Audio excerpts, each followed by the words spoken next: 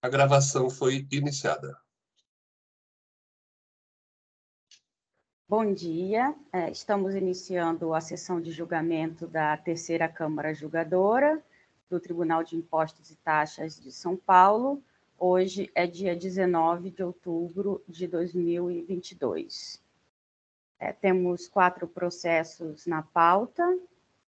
Vamos iniciar pelo processo Rio de Janeiro Refrescos, AIN 4143974, de relatoria da doutora Mara Eugênia Caramico, e está presente o advogado, doutor Fernando Munhoz. Doutora Mara, tem a palavra. Bom dia. Como a gente já tinha conversado um pouquinho antes da sessão, é um processo bastante complicado aqui, inclusive a senhora vai pedir vista aqui do processo. Eu estou dando parcial provimento ao recurso do contribuinte para manter o item 1 e recalcular, na verdade, retificar o cálculo apresentado pelo contribuinte na forma determinada no meu voto, e em relação ao item 2, dou integral provimento ao apelo do recorrente e cancelo a autuação nos termos que eu expus no meu voto. E quanto à súmula 10, eu estou pedindo para recalcular, estou aplicando e pedindo para recalcular os juros dentro dos patamares da Selic. São 2 infrações aqui, deixa só... Meu voto saiu todo desconfigurado aqui da tela, então são infrações relativas ao crédito do imposto, que ele tomou relativamente às matérias-primas do estabelecimento Recofarma, e o item 2 é o crédito indevido também em relação a esse mesmo estabelecimento. São 2 infrações, acho que o período só que é diferente. Um é até dezembro de 2006, escriturou as notas nos registros de entradas, de compras de matérias-primas, de emissão do estabelecimento da Recofarma, do Amazonas, nas datas e valores especificados, em razão do aproveitamento do imposto, com destaque a maior que o devido nas operações. E o outro é com destaque a maior que o devido nas operações relativa à parcela denominada IPI transitório concentrado, /ZF. Então, são essas 2 autuações, e eu estou dando provimento parcial, então, ao recurso do contribuinte, para manter o item 1 com o recálculo e cancelar o item 2. Eu só vou editar o voto para colocar a ementa. Então, se você puder me abrir a edição, Fabiana, para eu poder... já está aqui. Então, deixa eu só editar o voto para colocar a ementa. Ixi.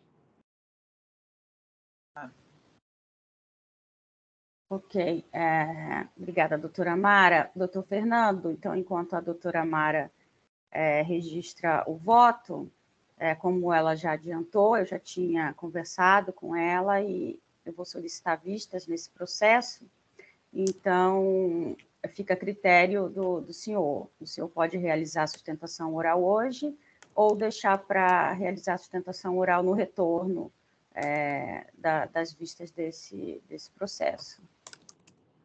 Fabiane, e bom dia a todos. Só uma pergunta.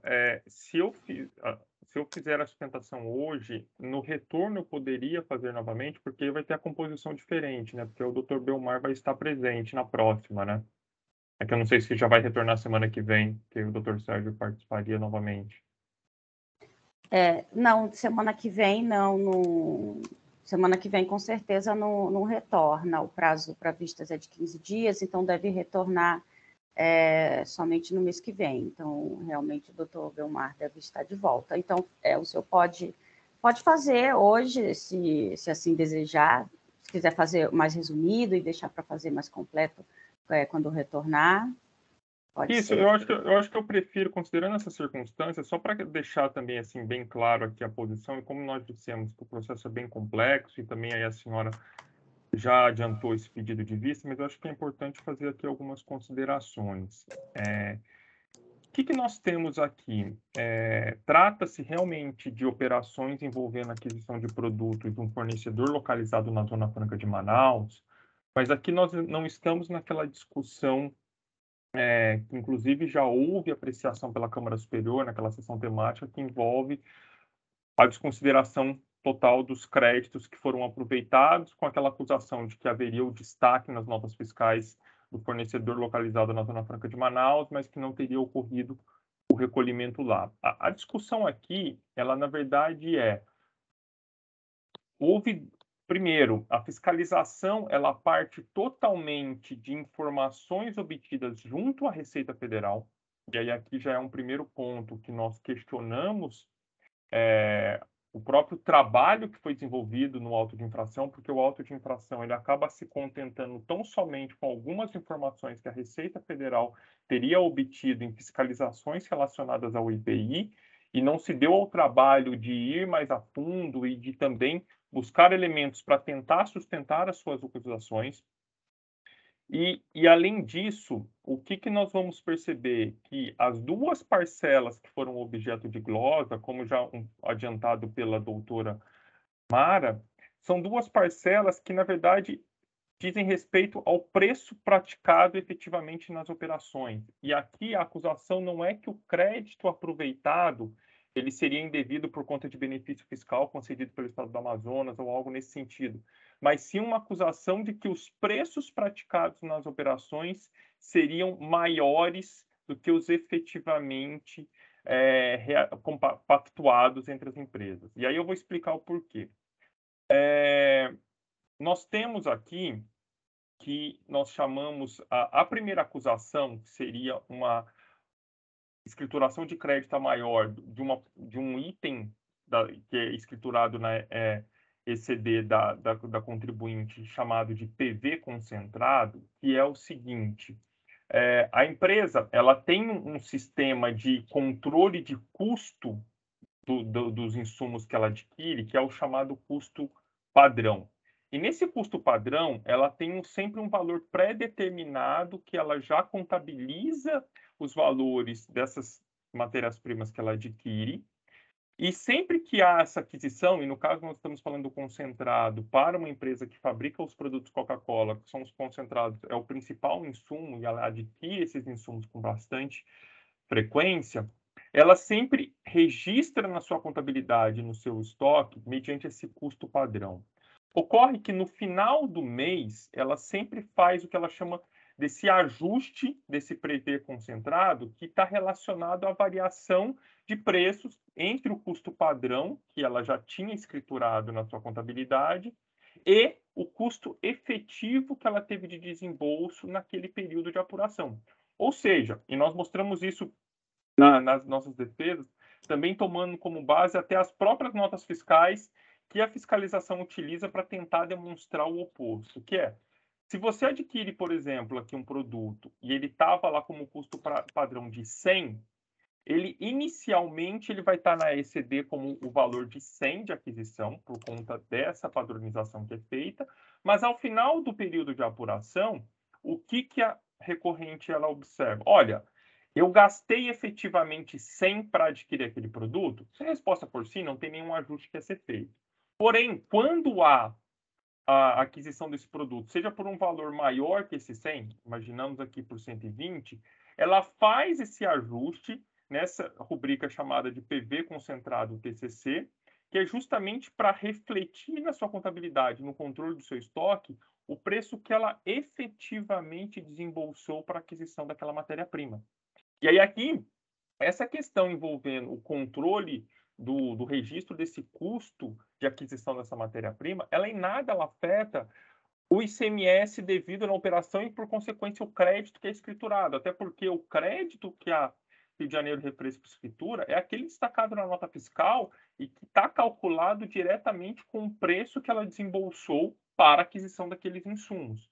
Logo, o fato de, na sua ECD, ter essa rubrica não quer dizer que essa parcela seria algo utilizado para majoração de preço, como a acusação faz. Muito pelo contrário, é justamente um mecanismo de ajuste para refletir na sua contabilidade o preço que efetivamente foi desembolsado e o preço que efetivamente aquela operação foi praticada. Então, essa é a primeira acusação, e já refutando essa alegação de que haveria aqui uma majoração dos preços para inflar o valor desse crédito do ICMS aproveitado nessa operação. A segunda, que aí no nosso entender é uma acusação ainda mais grave, até porque, e aí com todo o respeito ao trabalho da fiscalização, o fiscal acaba desconsiderando a própria mecânica até do IPI, que o que acontece? Nessas operações de aquisição dos insumos da Zona Franca de Manaus, aqui a isenção do IPI do fornecedor localizado na Zona Franca de Manaus quando ele remete esses produtos para alguém que está localizado fora da Zona Franca de Manaus. Porém, apesar de não haver a incidência, e aí aqui não é que haver incidência, apesar de haver uma isenção, a própria legislação do IPI autoriza que o adquirente, e aí dentro no contexto de um dos benefícios que são concedidos no âmbito federal para estabelecimentos localizados na Zona Franca de Manaus, que apesar de haver a isenção nessas remessas da Zona Franca para fora da Zona Franca, há autorização para que o contribuinte que adquiriu esse produto escriture um crédito como se houvesse a incidência. Ou seja, no caso, como nós estamos falando de um produto que tem uma alíquota positiva na TIP, ele, apesar de não haver o destaque naquelas notas fiscais, ele pode escriturar um crédito, e aí observando justamente a alíquota positiva que estava vigente no período, que nós estamos falando do ano de 2016. Então, o que acaba acontecendo? Sendo o IPI um tributo não cumulativo, e nessa situação, apesar de haver isenção à autorização para manutenção de crédito, o valor desse IPI ele é tido como um redutor de custo da aquisição daquela matéria-prima. Logo, não houve aqui, como a acusação diz, uma inclusão de IPI no preço praticado na operação e, por consequência, na base de cálculo do ICMS, tão somente para fins de gerar um crédito. Não, a empresa realmente tem direito a esse crédito, ela escritura na sua ECD esse valor como sendo um redutor do custo de aquisição daquele produto, porque ela tem direito a isso, e nós demonstramos que o direito dela à escrituração desse crédito IPI ele decorre de dois fundamentos. Um é porque a empresa possui uma coisa julgada nesse sentido. E o segundo, porque no âmbito da Zona Franca de Manaus, essa isenção ela é assegurada quando o fornecedor que está lá localizado, ele preenche vários requisitos, inclusive obtém ali a concessão desse benefício junto à SUFRAMA, que atesta o cumprimento de todos esses requisitos. Ou seja, não há inclusão no preço dos produtos do valor de um tributo federal que teria sido incluído ali de uma forma indevida. Na verdade, essa rubrica na sua ECD, que implica numa redução do custo de aquisição do produto, ela decorre da própria sistemática do IPI e por se tratar de um tributo que, em razão da não cumulatividade, ele é um tributo que é recuperável e que, portanto, acaba afetando o próprio custo de aquisição daquele produto. Então, vejam, senhores, que as duas acusações que são veiculadas no que diz respeito à majoração de preço, primeiro que decorre de simplesmente tomar informações que a Receita Federal passou sem uma preocupação do agente fiscal de tentar investigar do porquê efetivamente daquelas acusações e da sua absoluta improcedência. Isso é muito claro, deixa eu dizer. Os preços eles são legítimos, os preços são aqueles que efetivamente foram desembolsados pela recorrente e não há nenhum tipo de manobra aqui para inflar o preço dessas operações e, por consequência, autorizar a escrituração de um crédito maior. Então, eu queria deixar isso muito claro, além aqui também de ressaltar que nós temos um argumento também de decadência, que aqui nós estamos falando de uma autuação que cobre todo o ano de 2016, e a empresa ela foi intimada tão somente em 25 de outubro de 2021, ou seja, aplicando aqui o artigo 150, e no caso todos os requisitos estabelecidos pela jurisprudência, houve pagamento parcial, é um tributo sujeito a lançamento por promulgação, não há nenhuma acusação de dolo, fraude ou algo nesse sentido. Então, nós entendemos até de forma preliminar que deve ser reconhecida a extinção parcial aqui dos fatos geradores ocorridos entre janeiro e 24 de outubro de 2016.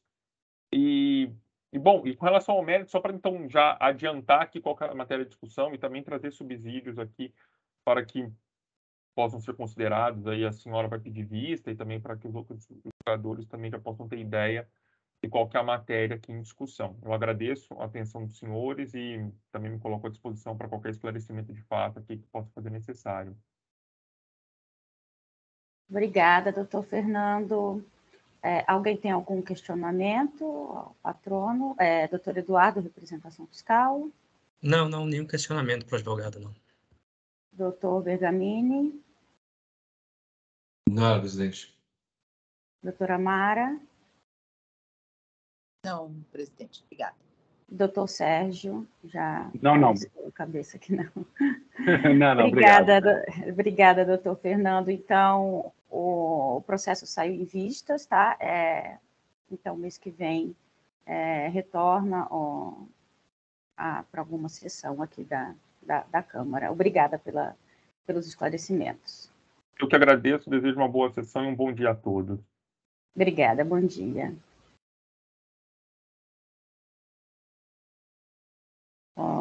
Encerrando o julgamento do Rio de Janeiro Refrescos, o próximo processo, AIN 4142092, Leandro Pinheiro, de relatoria do doutor Adolfo Bergamini.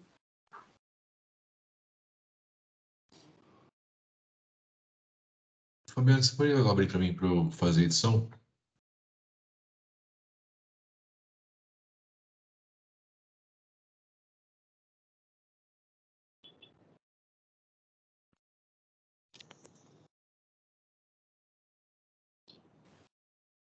Habilitou? Habilitou.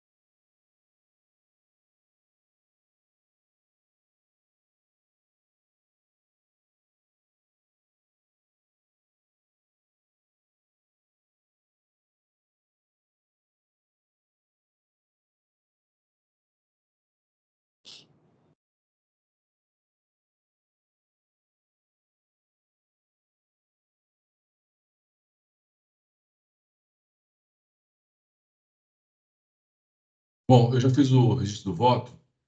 Esse caso é aquele caso da sessão passada que coloquei em pauta e foi vencido na diligência, então trouxe votos de mérito.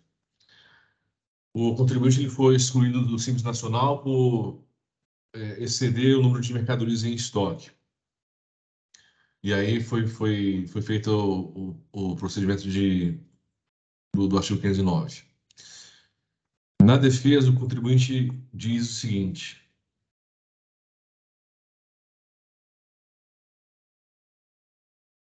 teria havido erro de cálculo da cobrança porque não foram considerados alguns pagamentos feitos no âmbito do Simples Nacional.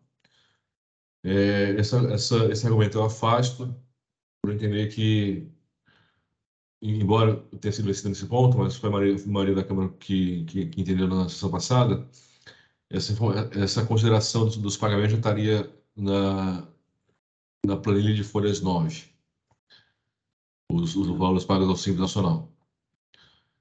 Ele diz que teve alteração de cadastro e a intimação foi feita em endereço que não é o dele.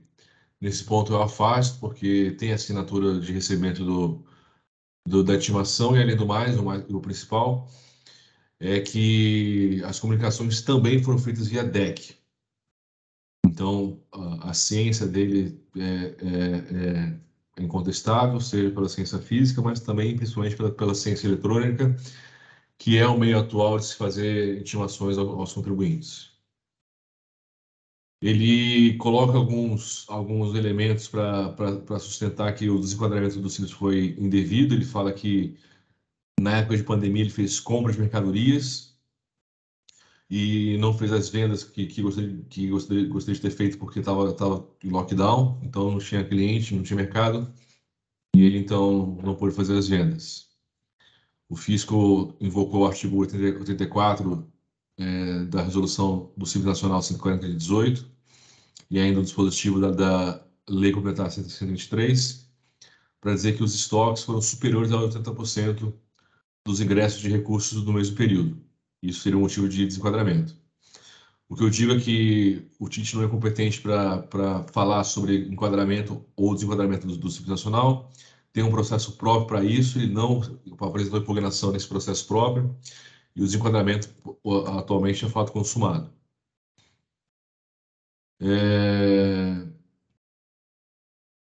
Ele diz ainda que o seguinte: teria suposta nulidade da auto-infração pela falta de informações necessárias ao lançamento, pois o simples cruzamento das notas fiscais de entradas com saídas não demonstraria eventual desrespeito ao artigo 84 no que diz respeito a esse percentual de 80% como limite para manutenção de estoques, né, do contribuinte. E eu digo, segundo, ele diz ainda, segundo o seu entendimento, haveria uma incompatibilidade de demonstração de documentos fiscais no levantamento, porque ao passo que foram indicadas mais de 1.000 folhas de notas fiscais, o ARF autuante relacionou as notas fiscais de atraso apenas às folhas 1.194 e 1.196. Eu digo que, apesar dessa alegação vaga, sem indicação precisa da suposta nulidade, veja as folhas 7 até 10 e 11 até 1.184, que o levantamento fiscal teve como base exclusiva as notas fiscais emitidas pela própria recorrente. Todas elas constantes na base de dados da Cefaz e com indicação das chaves de acesso dos documentos, tudo nos termos do artigo 509. Então, as notas estão perfeitamente indicadas e afasta o argumento. O que eu acolho da defesa dele é a construção.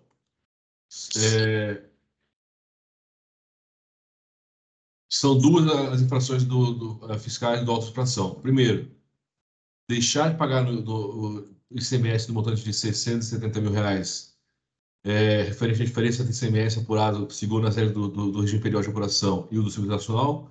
Essa diferença vem do desenquadramento por conta da questão dos 80%. E a infração 2 deixou de apresentar a guia de apuração de ICMS, ou GIA.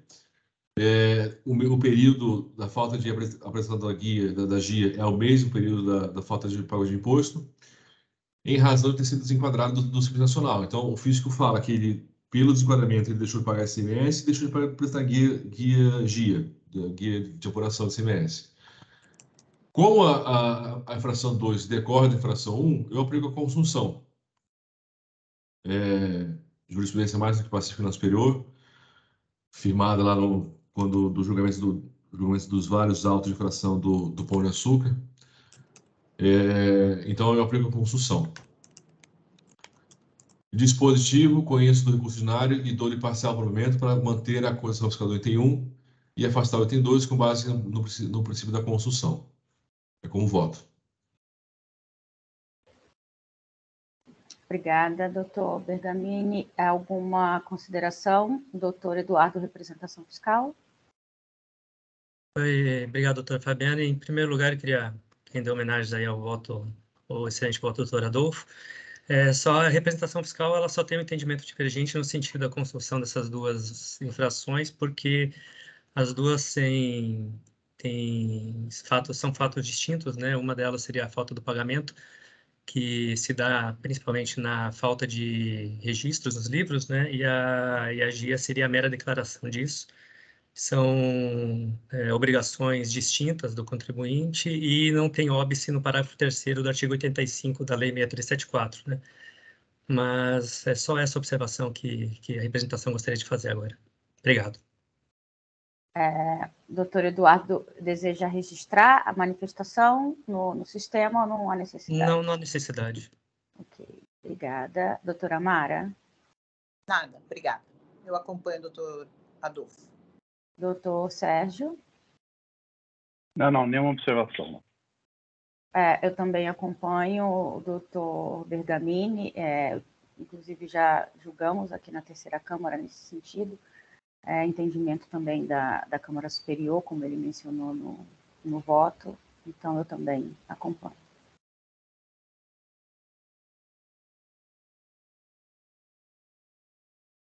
Encerrando os debates, verificando o quórum.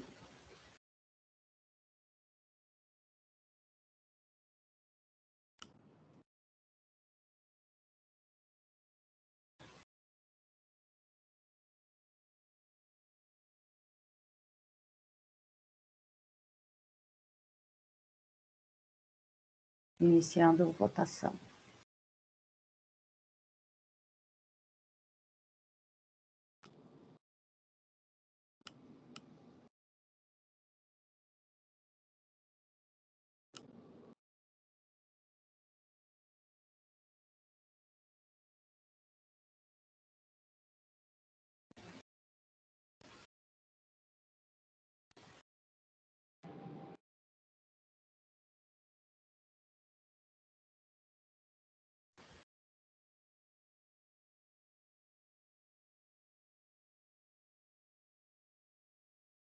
Encerrando a votação, a decisão foi unânime pelo provimento parcial do recurso ordinário.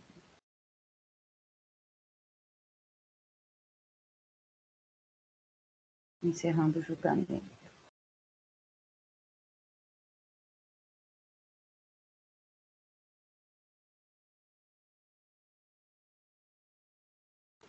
O próximo processo, Valverde, Comércio de Plásticos, AIM 41, 45, 118, de relatoria da doutora Mara. Doutora Fabiana, a senhora pode me habilitar a edição, só para eu colocar a ementa?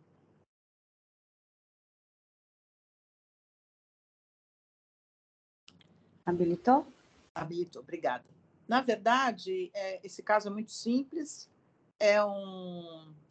crédito, são duas infrações relativamente a crédito indevido de duas empresas, uma é a Mix Plastic, e a outra distribuidora de resinas, a polietilene, de distribuidora de resinas plásticas. O contribuinte só alega boa-fé, mas não traz nenhum documento para juntar, nem pagamento, nem nada, então eu estou negando provimento ao recurso. É isso. Agora, só uma questão aqui que eu não me ative, quanto à súmula 10, se ele pediu alguma coisa, e nem me lembro se... Deixa eu ver só... não, já foi aplicado porque é de setembro de 2019, as autuações, então não tem nem aplicação da súmula 10, tá? Eu só vou fazer a ementa e aí já vou registrar o voto, só um minutinho. Obrigada, doutora Mara. Alguma observação? Doutor Eduardo, representação fiscal? Não, nada a observar, não. Doutor Bergamini? Nada, acompanho. Doutor Sérgio? Não, tá bem simples esse processo, tá certinho. Ok, eu também acompanho a doutora Mara.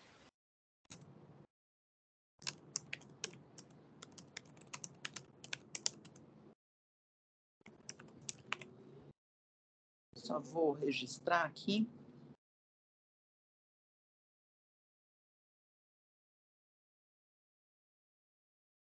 Pronto, já está registrado. Deu parcialmente provido? Você pode reabrir para mim? Porque Sim. Eu não sei, na hora de registrar, acho que deu registro errado aqui. Registrou parcialmente. Integralmente improvido. Vou habilitar edição. Desculpa, acho que aqui as flechinhas, quando a gente clica, de vez em quando vai para o lado errado. É provido, não provido.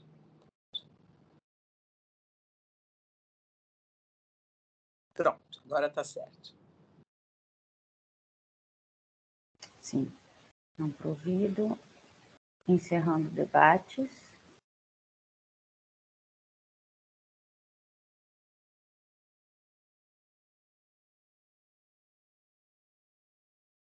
Verificação de quórum.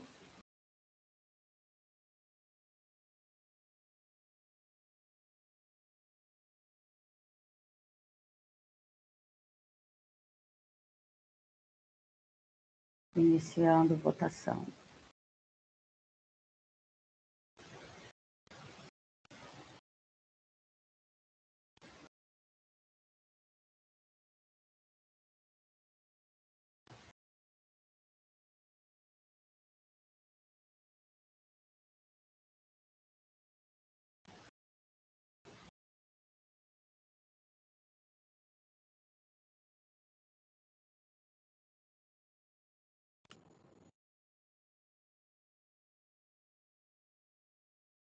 Doutor Bergamini, não registrou seu voto. Peraí, eu cliquei aqui, deixa eu ver. Foi agora? Foi. Foi, maravilha. Atualizando. Sim. Encerrando a votação.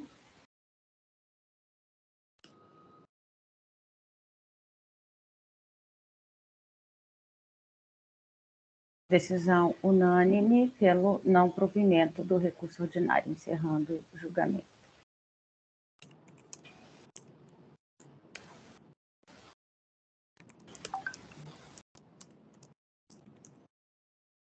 Último processo da pauta, Florencio Queiroz Neto, AIM 4145221, de relatoria do doutor Bergamini. Estou habilitando a edição.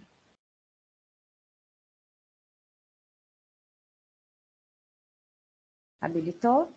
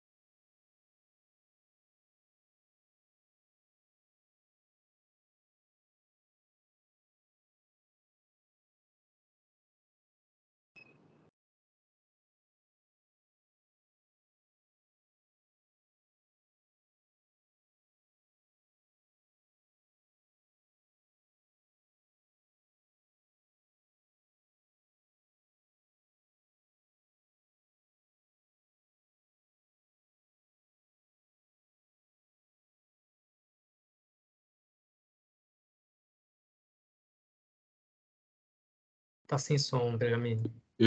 Obrigado, Eduardo. Eu acabei de fazer o registro do voto, que é o seguinte. A infração efetuou, em hipótese não permitida pela legislação, transferência de crédito CMS no montante de 1 milhão e 100 e poucos mil, utilizando indevidamente do sistema do e-crédito rural, nas datas, valores e destinatários indicados nos respectivos pedidos de transferência, os quais se acham discriminados no demonstrativo do físico transferência devida. As transferências do imposto foram efetuadas indevidamente, uma vez que o autuado, embora escrito como produtor rural, não exercia efetivamente essa atividade. Então, todo ponto do processo é saber se ele é produtor rural ou não, e em sendo o crédito, o saldo credor que ele tem pode ser recuperado via esse e-crédito rural, ou se ele não for, ele não pode usar desse sistema. Ele faz alguns argumentos de preliminar e mérito que eu vou abordar ao longo do voto. Então, erro na calculação da infração. A acusação fiscal foi baseada no artigo 32, parágrafo 3º, item 3 do regulamento. Aliás, é 70A, inciso 1 do regulamento, né? E esse 70A, que fala da transferência, ele faz remissão lá ao artigo 32, parágrafo 3º. O 32, parágrafo 3º, ele fala dos requisitos para produtor rural. Na decisão de primeira instância, aliás, que são os seguintes, né? Então, o artigo 32 caput fala sobre o que é ou não ser produtor, e o terceiro fala: não estão abrangidos pela disposição deste artigo a pessoa ou sociedade que comercialize produtos agropecuários produzidos por terceiros ou recebidos de transferência de outro estado. Então, para ser produtor rural, você tem que ter a própria produção, você não pode comprar de terceiros, nem receber de filial de outro estado de transferência. Tem que ter produção local. E o item 4 fala o seguinte: não se enquadra como produtor rural a pessoa jurídica ou sociedade que promova a compra e venda de bovino ou bufalino, desde que os animais permaneçam em seu poder por prazo inferior a 52 dias, quando o regime de confinamento, ou 138 nos demais casos, que é gado em pasto, né? Em pasto aberto. Então, se eu dou saída do gado em prazo superior a 52 dias em caso de confinamento, ou 139 dias, a partir de 139 dias, e em demais casos, eu não sou produtor rural. E o parágrafo 4 fala o seguinte: não perde a condição de pessoa jurídica rural a pessoa ou sociedade que promova a compra e venda de até 10 cabeças de gado, bovino ou bufalino, em prazo inferior aos previstos anteriormente, 52 ou 138. Então, como exceção aos itens 3 e 4, que falam de comercialização, ele fala assim: eu falo que eu posso vender até 10 cabeças de gado em prazos inferiores a esses previstos anteriormente, que ainda assim eu sou produtor rural. Agora, se eu faço vendas de mais de 10 cabeças de gado, eu perco a condição de produtor rural. Na decisão monocrática, é trazido o parágrafo 4º também do regulamento, que, segundo o contribuinte, não estava previsto expressamente no auto de infração. O que eu digo a respeito desse tema é que o parágrafo 4º ele é um desdobramento, mais uma forma interpretativa do que é ou não produtor rural. Então, e pela redação do parágrafo 4º do artigo 32, a gente vê que, de fato, é um desdobramento. É um elemento adicional do parágrafo 3º. Então, não é um dispositivo à parte ou isolado que foi utilizado como fundamentação de decisão diversa daquela da acusação fiscal. Então, eu afasto o argumento. O recorrente alega ainda que teria sido demonstrada a nulidade do AIN diante de omissão do fiscal quanto à apresentação de documentos demonstrativos e demais elementos materiais comprobatórios da infração. Segundo o entendimento do contribuinte, a fiscalização não apresentou nenhum elemento material no sentido de demonstrar que o recorrente não exerce a atividade de produtor rural, que é a criação de gado de corte. Eu afasto essa alegação também e digo que, assim como posto pelo julgador monocrático em sua decisão, vejo que os demonstrativos de movimentação de gado apresentados pelo próprio recorrente, além do que o fisco traz em seus demonstrativo, atestam a prática de atividade caracterizada como comercial, e além do fato de que o recorrente recebe gado de outros estados. Como exemplo, tem-se a movimentação de gado bovino no mês de janeiro de 17, no qual está explícito que o recorrente promoveu a venda de 265 cabeças de gado. E as folhas 128 e 150 também está clara a existência de transferência de boi do estado de Minas para o contribuinte aqui em São Paulo.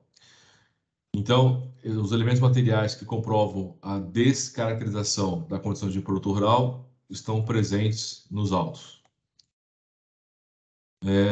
Ele traz alegações de ofensa ao princípio da verdade material, porque o fiscal não teria acessado o SISBOV, que é o Sistema Brasileiro de Identificação Individual de Bovinos e Búfalos, de gado adquirido a partir de 2016. E diz o contribuinte, se o fiscal tivesse acessado esse sistema, ele veria que o contribuinte tem razão. Eu digo que, em meu pensar, todos os argumentos da recorrente não têm o condão de fragilizar as provas acusadas aos autos.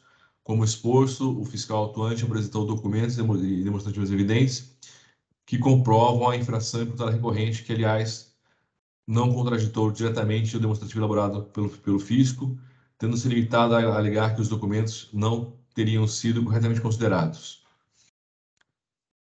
A alegação de que o fiscal não teria se atentado ao estoque inicial de gado existente não procede, uma vez que a primeira linha do demonstrativo apresentada nas folhas 184/189 consta exatamente o estoque inicial de 2.002 cabeças de gado.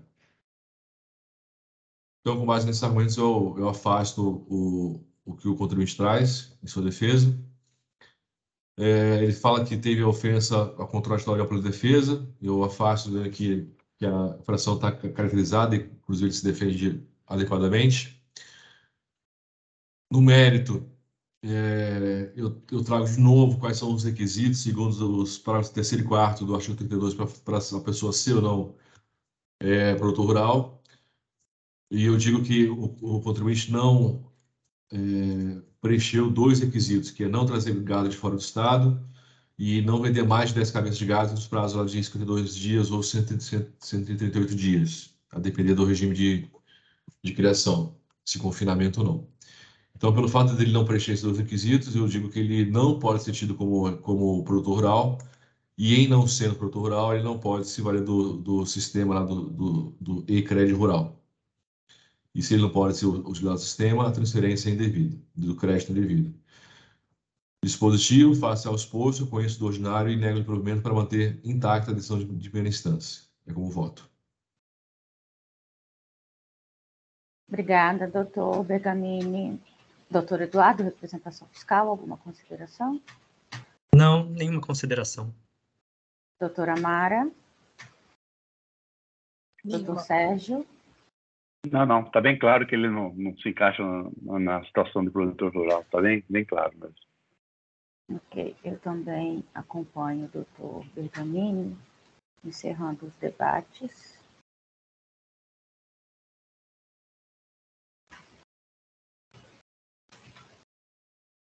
Verificação de quórum.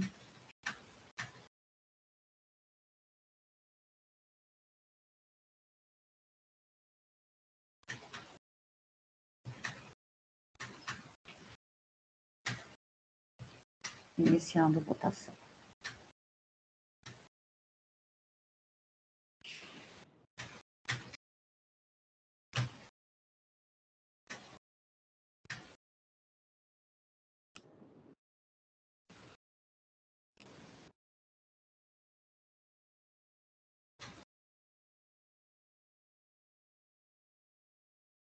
Encerrando a votação.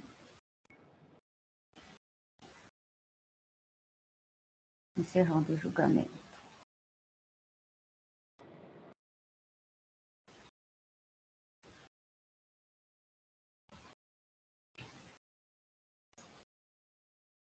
Os 4 processos foram encerrados. Então, estamos encerrando a sessão de julgamento da Terceira Câmara Julgadora do Tribunal de Impostos e Taxas de São Paulo. Hoje é dia 19 de outubro de 2022. Bom dia a todos e a todas. Hélio, pode encerrar a gravação, por favor?